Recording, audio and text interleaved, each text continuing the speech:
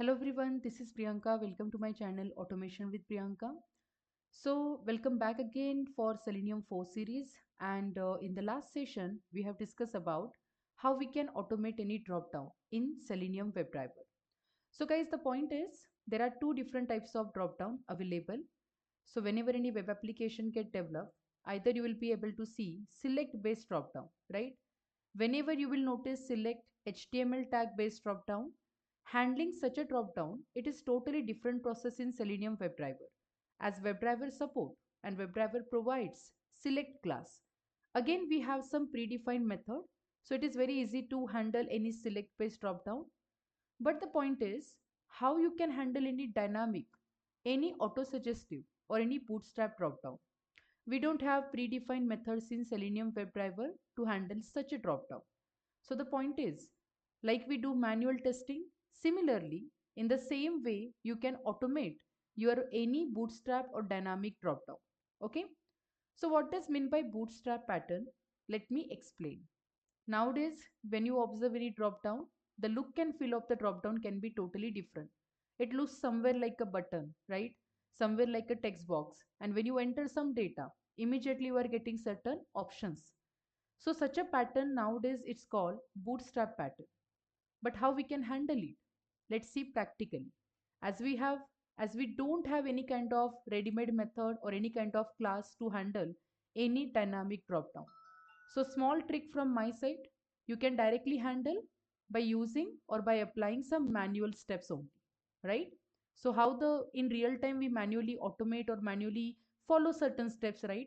Same steps you can automate while using, this kind of drop down while working with dynamic or any kind of bootstrap drop down. So let me give you simple example. If I can go to this application redbus.in, now please have a look. Here you can see two drop downs are available. Again, these are dynamic. You can call it as auto suggestive. Plus the look and feel is completely different. You can call it as bootstrap, right? It's not like a normal drop down. It is looking like a dynamic. So guys, how exactly this drop down works? See, as a user, we have to click here, right? Once you click, you will enter certain location. Example, I have just written PU, right? What has happened you can see. I can able to access, I can see different number of, options are available. So these are options available for Pune location. So when I enter this particular, location, one character or you can say complete word, you will be able to see certain option. Now we need to understand how we can automate this entire drop down. So I will be taking this example, right? So let me first copy URL address and let me show you how we can handle any dynamic drop down. So let me just create a class. Here I will be writing bootstrap drop down. Okay. So you can give any name. So I'm just writing bootstrap drop down demo, right? Let me take this main function. And very first step, we will be creating our driver session, right? So the first statement is I will be writing create a driver session. So guys, we have to write driver, it is equal to new. And then you can open Chrome driver constructor, right? So here we can import WebDriver and Chrome driver from Selenium package. Let's just import it. Then let me create a session for Redbus application. So I will be passing here that URL. Agree? So at this moment, this is the get method which will open that application. Now what exactly we need to do? So very first step, I would like to go to that drop down and I would like to just perform click and then I can add certain keyword, right? So I can pass certain data basically. So let me refresh the page and let me take this locator. So guys, you have to right click, okay, and you have to just go to inspect. When you open inspection window, this is your dev tool. You can call it as DOM area. And now you can see how we can interact with this particular element. Here I can see ID, right? So we can copy this ID and you can simple come back and here you can write driver dot find element by dot ID and this is the ID. Let me just declare this web element. Okay, so what I will be doing, I will be writing as a web element, right? So why we are declaring it? Sometimes we need to perform single action, sometimes we need to perform multiple action. At this moment, first of all, I would like to click on that element and then I will be passing certain data. So we have send keys method where we can pass certain data. Agree? So what I want to pass is I will be passing same keyword pu, right? Because when I pass this, definitely I will be able to see certain list. Now guys, whenever we are working with real-time application, it is always good practice if you apply implicit wait, right? So in Selenium support two dynamic waits. One is implicit wait that we can globally apply for a test case, and second one is called explicit wait. So if I go to this WebDriver, once the driver session is created, there I can apply implicit wait. So driver dot manage dot timeouts, and then we can apply implicitly wait, pass the duration of seconds, and I will be writing 10 seconds. So absolutely, whenever we enter something, any character or any particular word, what exactly I'm expecting, I should have a list of options. Let's confirm first whether this much of script is working fine. Okay, so you can right click and you can run this test case. So just have a look. At this moment it will launch a browser, and here you are able to see that Redbus application open. Even you can see the list of options get open, right? So it is displayed. Now we can do what? Now I have to just capture entire list first of all inside a console. After that, what I have to do? I have to select particular location from Pune, right? So how we can automate such a scenario? Again, guys, when you follow the latest version of Selenium WebDriver, you will be not able to see this kind of warnings also, right? So this is perfectly fine, even though you are able to see this kind of warnings. Your test is completed successfully, right? Let me go back. And now it is time to understand how we can automate list. Just click, again you will enter that same data and you will be able to see the list, right? At this moment, just to click any one option. So use this arrow and you can click on any one option. Suppose I'm clicking on this Swargate, right? Just have a look. When you click on a Swargate, I can see this is the text area where the class name is placeholder main text and this is the text return. And if you observe subtext, so after every main text, there is a subtext available. So I can see here Pune, right? I don't want to capture subtext. I just want to interact with the main text. In that case, what you need to do? Currently, it is just pointing to one element. I want all the element to be captured. For that reason, you need to identify parent element where this entire list is available. So just understand the trick. You have to just go up and identify where is our parent element. If you focus, all these are list tag. Can you see that? Li tags are there. Just go up and identify the parent. And here you can see. When I reach to this UL, I can see the complete list is highlighting. So here we can prepare our XPath, right? Either you can follow the selector hub, right? Where you can directly create your XPath. Either you can directly use, DOM tool, or we can say here we have a inspection window or finder.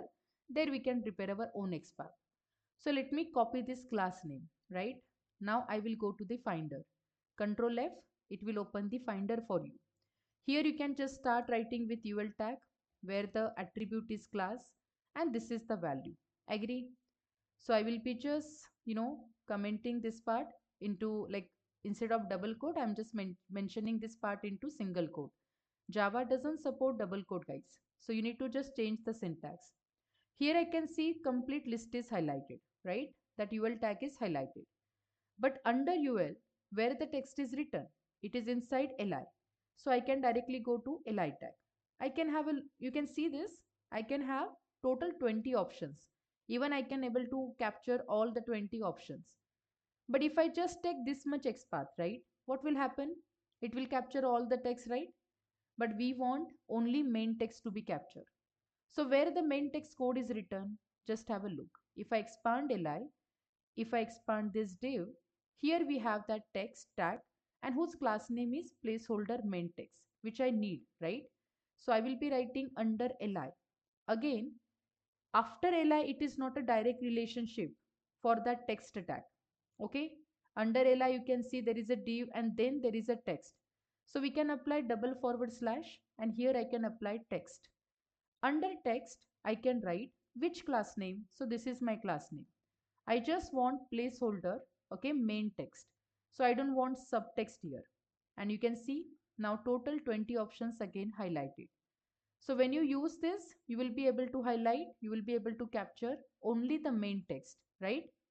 At this moment, this is a list or complete XPath which will help us to identify multiple web elements. So absolutely I will be following here find elements method. Find elements by what? Absolutely XPath. And there I can define this XPath, correct? So guys, even though if you put li, you will be able to capture a total 20 options. And even though if you put that specific class name, right, still you are able to capture the 20 options. So this find elements method always return you list of web element. So you can declare the same. Now what is this? This is my list one, okay, or source list, any name you can write. Let me import list interface from java.util package. And once it is done, now we can capture total options, right? So I will be writing total options are, and here we can print the same. Guys, in collection, whenever you apply list interface, all the collection framework methods we can access, correct? So at this moment, I can just write list1 dot size method. Size method will help you to capture total elements. If I really want to, if you really want to iterate the same, you want to print each and every option into console, just do for each loop iteration. So the type of list is web element, any variable, colon, and then we can pass list1 to it. And here I can print what?